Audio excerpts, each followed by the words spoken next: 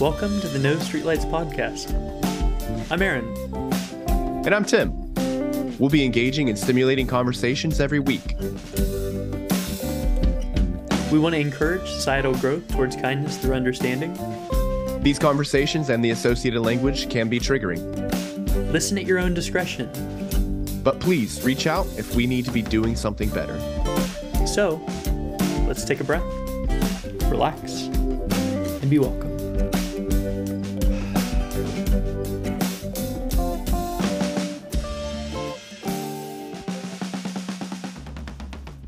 This week, we've brought on a close friend of mine who's a holistic healer. Her name is Mykah. She's phenomenal. We met back when we were first out of the military and working at the pass office together. We bonded because she would say things like, universal karma is real. And I'd be like, well, yeah, of course. And everyone else in the pass office would look at us like we were crazy. Yeah. So, Mykah, please introduce yourself. Hi, Mykah. I'm a veteran. I'm a full-time college student, a single mom, and an Usui Reiki master. I do want to point out that all of those things that you stated are incredible. Being a veteran, being a single mother, and also a Usui Reiki master. Yes. So I know you're about to explain what that is. So please.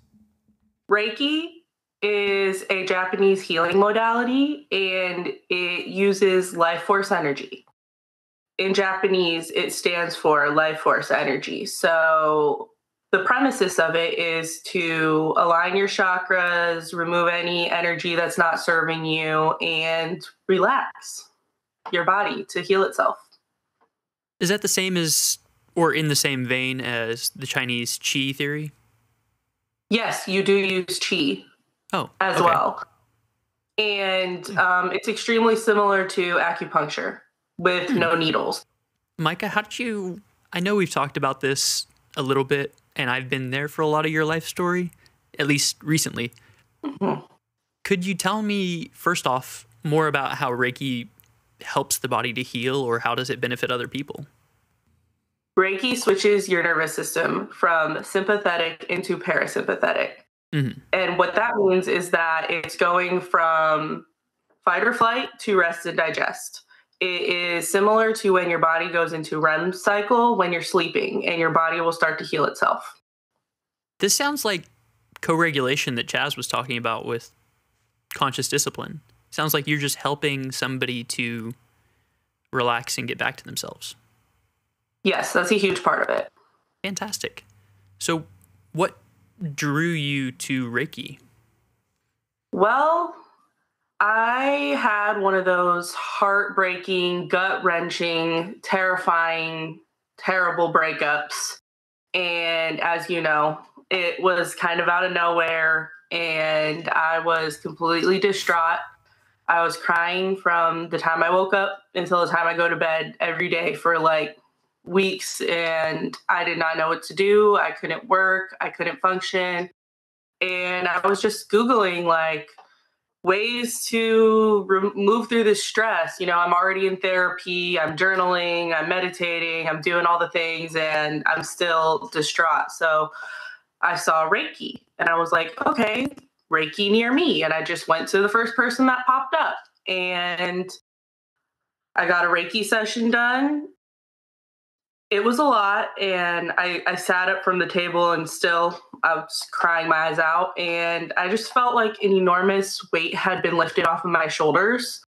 And she had mentioned after the Reiki session that she was running a shamanic healing retreat coming up in a month from then, and I was like, oh, wow, that sounds amazing. I should go to that. So I figured out the logistics with my babysitter, being a single mom and whatnot, and I got myself to that shamanic healing retreat where she did Reiki again. And I realized in between that time, that I was not able to do it on myself, and I wanted to do it on myself. And she told me that she was a teacher, so I decided, okay, I'm going to get level 1 done so that I can do Reiki on myself to help me move through these big blockages and these big emotions that I currently am unable to do on my own. Mm-hmm. So I went to the retreat. I signed up for the level 1 course. And after I started doing it on myself, my friends started becoming interested. They wanted me to do it on them. I learned how to do it on animals. I did the animal Reiki course, and then I did level 2 and the master level. I wasn't sure that I was going to do it on the collective, but after the shamanic healing retreat, we also discussed plant medicine. In June, I went and did ayahuasca for 2 days. I did a 2-day ceremony. In that ceremony, there was a lot of things going on with that, but I had battled with my ego basically the whole first night. And then the second night, I had kind of dealt with some generational trauma, some healing. And then I was just realizing my life purpose is not only to heal myself for my family and my daughter, but also to help heal the collective. So I kind of started doing it out of my house. And then somebody I know opened up a new studio for higher vision psychotherapy. And she offered me to rent a space out. And I just kind of went for it. Hell yeah. That's awesome. So you kind of realized that you wanted to help people the same way that you had been helped. Yes. And you made That's the incredible. choice, as Chaz would say, to follow that path that the universe had kind of like megaphoned at you. Yes, that's what happened. There's a bunch of things I'm curious about, right? So for the listeners, Aaron and I have both had a Reiki session. Correct. And you talking about the holistic healing so Aaron and I both have had a Reiki session, and we've had our nervous system put in our parasympathetic mode. So there was some additional things in the Reiki session, at least from my side, and I don't think you've touched on this, the spirits. Yes. So is that part of standard Reiki, or is that something different? Not every practice offers insights after the Reiki session. Some just do the Reiki and let it speak for itself. But I personally get downloads sometimes when I'm working on people's energy and insights from the Ascended Masters, Spirit Guides, Spirit Team, whoever wants to come in for your healing. And I relay the message. My Reiki master that had taught me does it that way as well, but not every person does that, offers that service attached to it. Well, I mean, you do have your background as a witch, so you were already very in touch with your spiritual side and unseen dimensions, we'll say. Yeah. I can imagine that as heavy as these sessions are, it makes sense to me that some other Reiki practitioners or masters wouldn't want to open themselves up to that and just want to fix your energy. So I think it's very brave that you're willing to open yourself up to see what we've been through and what we need to heal in order to help us move forward on our path. That's extremely brave, and I know I'm grateful for it. How about you, Tim? Absolutely. So something that I really want to mention here is I'm still here in Italy, and yet I still was able to have a Reiki session completed. So can you talk a little bit about how you do it remotely as well? So I do offer distance healing Reiki sessions as well. For a distance session, it's the same process, but without me physically having the person here. So through quantum entanglement and the symbols that I received for distance Reiki healing sessions, I'm able to get into a meditative state and do Reiki, and it will work from anywhere you are. A lot of people get distance sessions for job interviews, an exam that they're nervous for, or if they just need to rest, or if they can't make it into the studio. That makes sense. Yeah, that's incredible. And one thing that we talked about yesterday, I didn't really get too much of an opportunity to speak yesterday during the brainstorm session. I was in a decent bit of pain. Because one thing that you said is that you love doing Reiki for skeptics. Yes. I welcome skeptics and I welcome people that are critical and maybe not as open-minded because the Reiki will speak for itself. Everyone is going to have their own individual experience with it, but like I said, Reiki energy speaks for itself. I guess we'll talk about my session first, since it was hands-on and it also took place first chronologically. Mm-hmm. You did your intro and everything. You told me what to expect. You asked me what I was expecting, and I said nothing. Mm-hmm. Because I understand quantum entanglement, and Buddhism says that, like, and science say that most space is actually nothing, so we're not as far apart as we think. But I went there in person. We worked through the 7 chakras, is it? Yes. Worked through the 7 chakras, and afterwards, Mykah told me everything that she had seen. And Mykah and I were friends, but she didn't know about my papaw. She didn't know about a lot of stuff in my history that afterwards she was like, oh, hey, I'm going to tell you what I saw or what have you. And it wasn't like a 1-800 psychic. So do you want to talk a little bit about the hands-on session and kind of how that goes for you? For a hands-on session, well, one of the questions a lot of people have as well is how does it work? You come in, there's just a little form to fill out. Then we basically just get started right away. You are going to lay on a massage table, laying on your back first, fully clothed. You don't have to take your clothes off, just your shoes, preferably, but you can leave them on if that makes you more comfortable. There will be a sheet placed over you as well. Then I ask permission to do my hands-on Reiki because my Reiki sessions I do hands-on, but I can do hands-off as well. I just find it to be more powerful with the hands actually on. It's just a very gentle, light touch. And consent.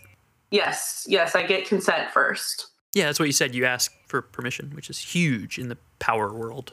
Yes, and then I just call on the Ascendant Healing Masters, any person or guide that would like to come through for the healing session of my client. I ask that I be a clear and perfect channel for my client for any messages to come through. Then I go ahead and get started in my different hand placements on the body for Reiki. Mm-hmm.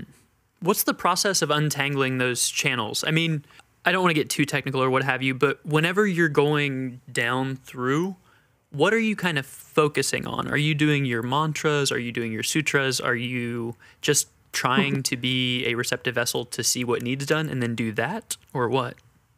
So the whole session, I'm just kind of focusing on my breath work and focusing on the chakra that I'm on. And there are symbols that I use as well for Reiki. Mm-hmm. Whatever I feel when I first make contact with the energy, I kind of immediately get a grasp of what might be going on. And I just breathe through, imagine healing going to that chakra, place symbols if I feel necessary. If any messages come through, I step away after that hand placement before my next hand placement, and I just jot it down so I can tell them after. Mm-hmm. And not everything makes sense to me. So, I mean, it might make sense to you, but I just pass whatever I receive and take what resonates and leave what doesn't. I feel comfortable with you sharing my reading. So do you want to talk about the aspect of my reading that didn't make sense to you? When I was on Aaron's root chakra, I immediately, upon putting my hands there, just saw a vision of a gun. And I was like, I don't know if that's something traumatic. I don't know if that's touchy or if I should bring it up. But I was like, I'm just going to write it down. And I've done that in the past with other clients where I've thought this doesn't really make much sense, maybe kind of start questioning myself. But I always just end up bringing it up and I'm like, does this mean anything to you? And it always means something to them. So I decided to bring it up to him and it meant something to him. Yeah, I was a firearms instructor and I mean, weapon safety is a huge part of my life. So as soon as she said it, I was like, oh yeah, that tracks. Yeah, I didn't know that that's what he did in the Navy. We weren't in the Navy together. We were just in the pass office together, but I just knew he was in the Navy. That makes sense. I'm very curious about things like this. Have you ever done a Reiki session on somebody, and is there like a difficulty? Have you ever done one that's like more difficult to do or get through than others? Because I know like the whole concept of like, especially reaching out into the spirit world, Mm-hmm. that can, one, be dangerous, and two, can take a toll on you. Mm-hmm. Can you talk a little bit about that? For me, I don't think it's harder. Sometimes I get less downloads or information, or no downloads or information, and that's fine too as well, because I'm still doing the Reiki session and you're still receiving the Reiki and going to receive the healing benefits of Reiki. I do think it depends on how open-minded the person is, how connected they are, and sometimes people are connected and they don't even know they're connected. So it's different for everyone, and it's never hard for me. As far as the draining part, I always make sure to seal the session and return the energies back to my client and back to myself that belong to one another. I always do a little meditation afterwards to kind of just like bring myself back into my body and ground myself. I make sure to ground myself a lot as well. I feel like that's definitely very important. And was there anything else about Aaron's session that stood out? Was there any other information or any downloads you received other than the gun? Aaron, do you want to bring any of them up? If you remember any, feel free. You know, I'm all about being open and vulnerable and stuff. I can't remember which chakra it was, but essentially it was like a guardian angel or guardian spirit. And the way you described the person, I was like, oh, that's Papaw. And I've always felt that Papaw was with me or watching over me. So as soon as you're like, I see an old man on a tractor who's kind of like looking out for you or something. And I was like, oh yeah, that's Papaw. He's always been there. Oh, I also remember it was pretty cool because I was like, I don't remember which chakra I was on either. I have a decent amount of clients, but I do remember saying, for some reason, I feel like I saw you climbing a tree. Oh yeah. He had told me the day before that he was at an appointment or something like that, and he was looking at a tree and he wanted to climb it, but he didn't. And that's legit. I had an appointment at the VA. Whenever you have an appointment with the VA, you go there early because first off, there's no parking, and second off, go heck yourself. I parked like way on the other side of the joint in the first illegal parking spot I could find that I probably wouldn't get towed out of. Nice. Makes sense. And I was walking to my appointment and I was checking my watch, and well, I don't wear a watch. I was checking my phone, and I was like, I've got 15, 20 minutes. And there was this beautiful tree in front of me that was like perfect for climbing. And I was like, damn, I want to climb that tree. But they might take away my 100% rating if I could climb a tree, so I better not. I'm not climbing with my broken neck and my depression, but if they see me out here in a tree, they might get my ass. And Mykah was like, there's something about you climbing a tree. Like, I saw you climbing a tree. And I was like, dude, I wanted to climb a tree so bad yesterday. That's one of those things that didn't make sense to me. I was like, I don't know, maybe when he was a kid, he liked climbing trees. But no, as an adult, he likes climbing trees, which is valid. Aaron likes climbing trees regardless of age. Yeah. It doesn't matter. Kid, baby. I think he was born climbing a tree, literally.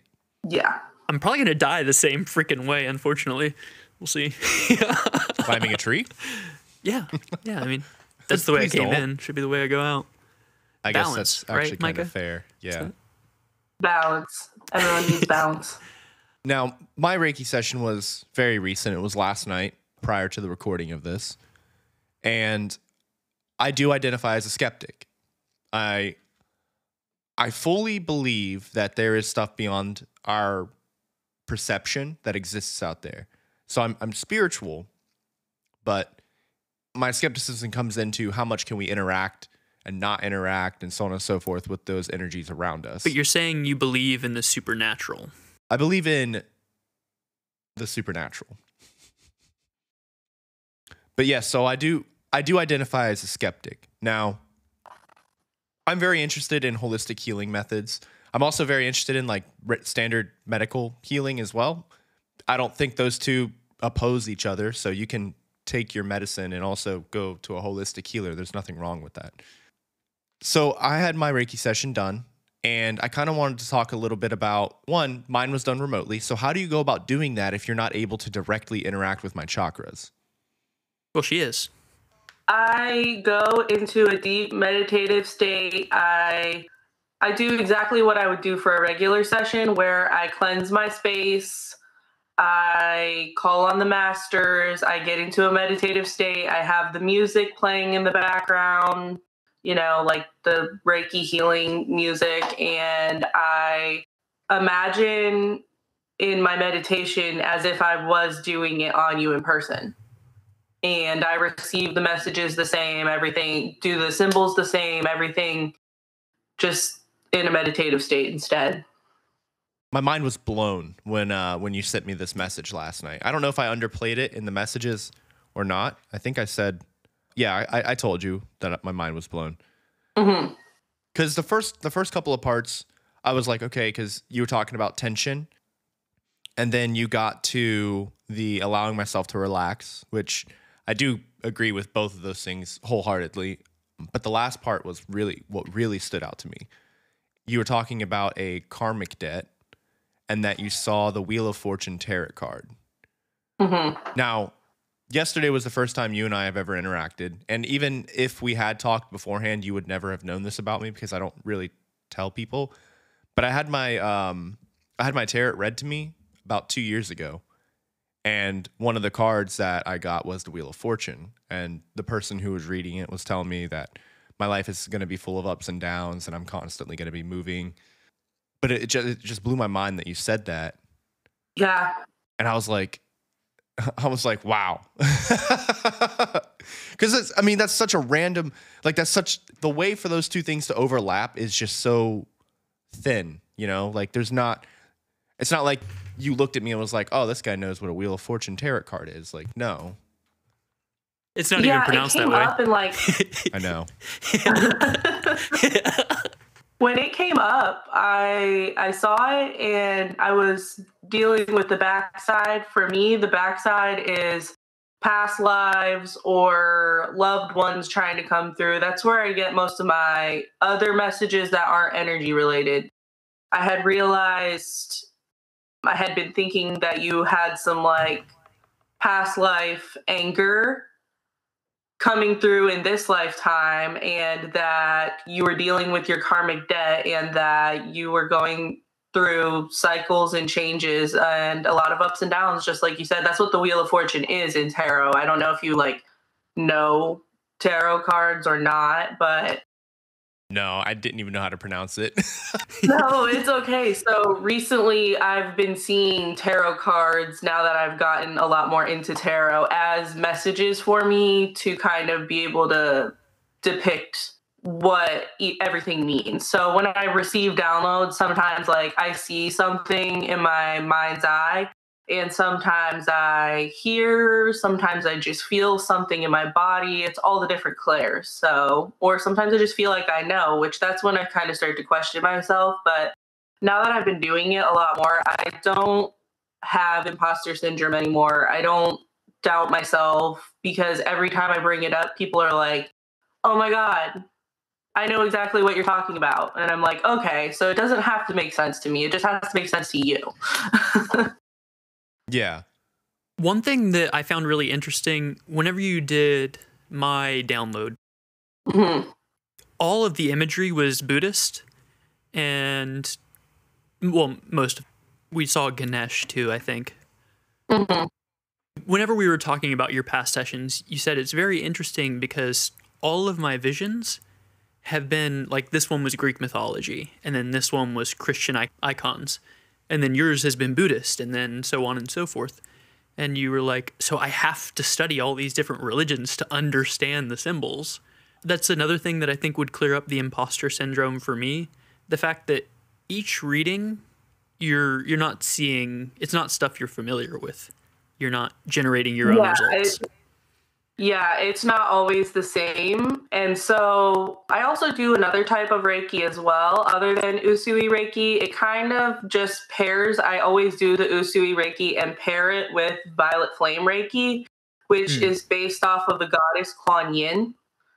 It's kind of the yin to the yang that Usui Reiki is. It's the feminine aspect where Usui Reiki is, I mean, it's both, but it really helps with the feminine aspect of it. The Violet Flame Reiki does. And I kind of started getting into all of the different types of mythology and realizing through different people, I've seen different deities and different cultures that I wasn't familiar with. Like, actually, my most recent, before Tim, I had seen some of the gods and goddesses that were Egyptian. So I've been studying Egyptian, but I've also, like I said, with the Greek mythology, the Buddhist, for you, I saw the Ganesh.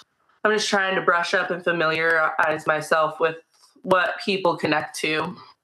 I find that super fascinating. I've always been really big into the study of religions myself. I really just enjoy learning about them. And for a while there, I considered going to college and becoming a theologist. And then I realized I don't know what I would do in the world with a career like that. Mhm. So I joined the Navy instead. One thing that I've always believed and I've been repeating lately is the power of prayer. I really do think that praying is a good thing, regardless if you are praying to a god or just praying to the universe, whatever it may be. This is something that I didn't mention last night whenever you sent me your debrief, but you said you received a message and it says, "You are being gifted with blessings of happiness and peace." Now, there are people who would be like, well, that's kind of a general thing. Every night when I pray to be blessed with happiness and peace. I find that so fascinating. Chills. The exact Really? verbiage. Yeah, I was like, because it had to settle with me for a little bit at first, because I was like, what'd you say? I'm sorry. I just said I kept hearing that you're being blessed with happiness and peace, so I just wrote it down. I love that. That's incredible. And I don't know, like I said, I told Aaron this last night too, but I was like, I'm mind blown right now. And I was processing all of it because the big thing that stood out was the Wheel of Fortune and then the happiness and peace. Now, this last part, I'm a little confused on, and I'm kind of curious if you can talk a little bit more onto this. Mm-hmm. You said that you saw a peacock and you refer people to this book when you see animals. Mm-hmm. And then you sent me some screenshots. Mm-hmm. Can you kind of discuss a little bit about like what does the animal mean and things of that nature? Mine was the Komodo dragon first, before I forget. I was referred the book to my Reiki master. She does it as well, the one who attuned me for Reiki. I think it's called the Spirit Animal Guidebook.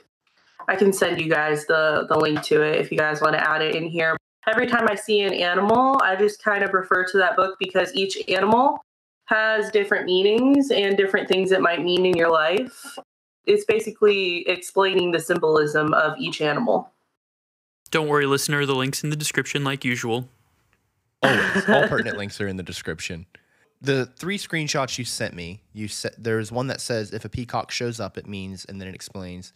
Then it says call on a peacock when, and then the last one is if peacock is your power animal. Are these all 3 things that are pertinent to the reading, or is it like it could mean one of these 3? It could mean one of them, and it's kind of up to the client to take what resonates with them and be like, okay, this makes sense to me.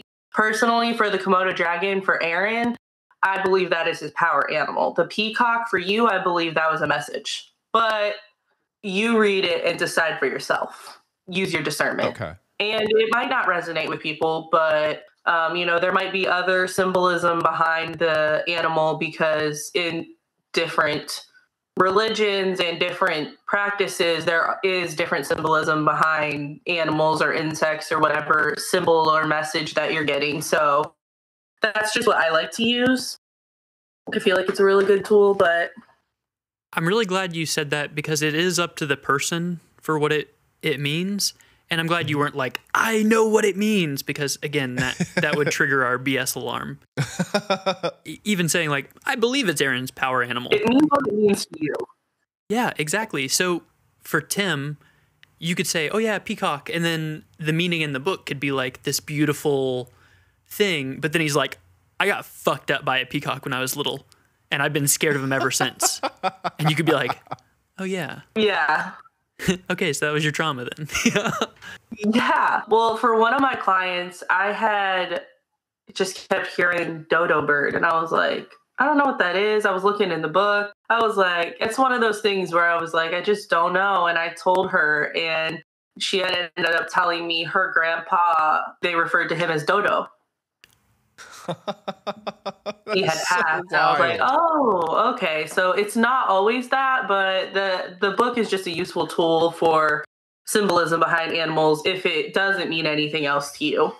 Wow. And you're like, I don't know why that came up. It makes sense. I thought it was super fascinating. I was reading it last night too, and I just I reread it before we started recording. And because there's a term that we use a lot in the military, the peacocking term. Mm. And I was like, So I don't know. I don't know what it could mean, but I thought it was super interesting too. That is true. That debrief that you gave me was it. I'm still processing it. I thought it was absolutely incredible, and I highly recommend, because there's no reason for people not to do this, right? If you're a skeptic and you think that the worst case scenario is you're not getting anything out of it, then so be it. It's still fascinating. But if there's a chance it is healing you and you want to have that information and kind of get that, you should definitely give it a try. It's not going to hurt you. You're not going to walk out of that studio missing a limb or anything. Not Occam's razor, sorry. It's like, if it could benefit you, you should do it. And if it doesn't benefit you, oh well, at least you did a thing. But if you don't do it and then you regret it later, you're probably going to wish you had done the thing. I'm not trying to instill FOMO in anyone, saying you have to get Reiki, but I didn't go in as a skeptic. I'm very open to the universe and whatever. And I was really deep in my spirituality for like a couple weeks leading up to it, and then a couple weeks after. I've had a rough day, but I'll get back to Buddhism here shortly. So I came over and you were like, what do you expect? And I went, nothing. I'm just here to see what happens. Afterwards, you were like, okay, you might have a headache. You might detox some heavy metals and stuff. So just be prepared. Drink some water, etc. And the next day, I had a very slight headache. I was a little achier than usual. And my morning water was cloudier than usual. And I drink an ass whack of water and exercise my balls off. My pee's normally clear. So you roller skated to the section. And back. Yeah, I know. I probably did a 10K that day or something, but yeah. And I was like, oh, wow. Yeah, I can directly correlate. I know correlation causation, but Josh Scoggins, go ahead and come after me, bro. That's a very good point you brought up, how you feel afterwards. After the session, you may feel like a big weight has been lifted off your shoulders, like I said, after my breakup experience, or depending on what you're moving through, you also may feel really tired. And it's just because of all of the energy moving through you, blockages you might be moving through, things going on with your energy. So it's different for everyone. But for every client I have, I just recommend drink a lot of water. If you're feeling groggy, go ahead and just take an Epsom salt bath, or allow yourself the rest that you deserve and that you need if you're feeling tired. Yeah, after my Reiki session, I ended up staying up for maybe about 2 hours or so. Mm-hmm. But the entire majority of that was just me sitting on the couch. Like, I was exhausted. You were exhausted. I just didn't fall asleep at that point because I typically like to watch ghost videos before going to sleep. Oh, that's normal. I'm a very normal person. He's a spooky guy, so that is normal for Tim. How are you guys feeling after your sessions? Other than that, you were just tired, and Aaron was just, he didn't feel it until the next day. How were you feeling right after, Aaron? I felt great. I could tell that you had done what you had done because I am very present in my body and in my spirit and in my mind and stuff. So I was like, oh, wow, that did feel great. I'm really grateful for that experience. I rollerbladed home. I took a sketchy route there, because I was so anxious about being late because I was in the military, and if you're late, everyone dies. But after the session, I took a breath, I relaxed, and I was like, wow, I should take this route. And then when I got home, I'd text Mykah and I was like, dude, I found the perfect route from my studio, from your studio to my house. When I go back to Mykah's studio to visit her or get more Reiki done, I'm going to take that route because I was just so much more at peace. I was open. I was receptive to hearing the mega horn of the universe. That's great. There was an interesting side effect that I had. There were two things that I want to talk on, actually. One's a little bit serious, and the other is I'm not sure yet. One, I had fully already intended on sitting down and having like a mixed whiskey drink last night after my tattoo session. I was off duty for the night just due to the tattoo. And I sat there, I made the drink, I sat down, I was watching TV, and I grabbed the drink and took a sip of it. And I do mixed whiskey drinks now, and just, you know, like a very small amount from time to time. I felt sick almost immediately of it touching my tongue. It tasted terrible. And it was definitely one of the weirdest, like, I can taste every single bit of alcohol in this drink right now. And it was very disgusting. I did not want to drink after that. I thought that was super interesting. On top of that, too, I had a dream last night, and I can't remember exactly what it was.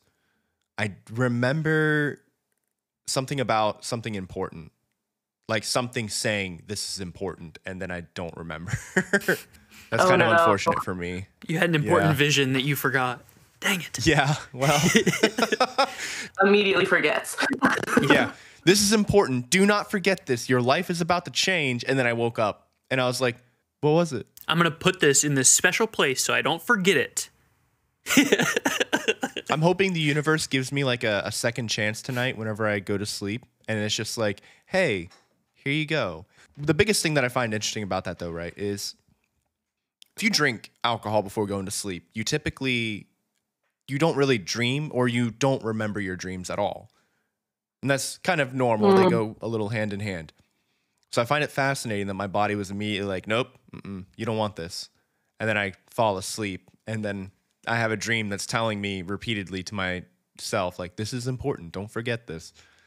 Again, hopefully the universe gives me a second chance tonight.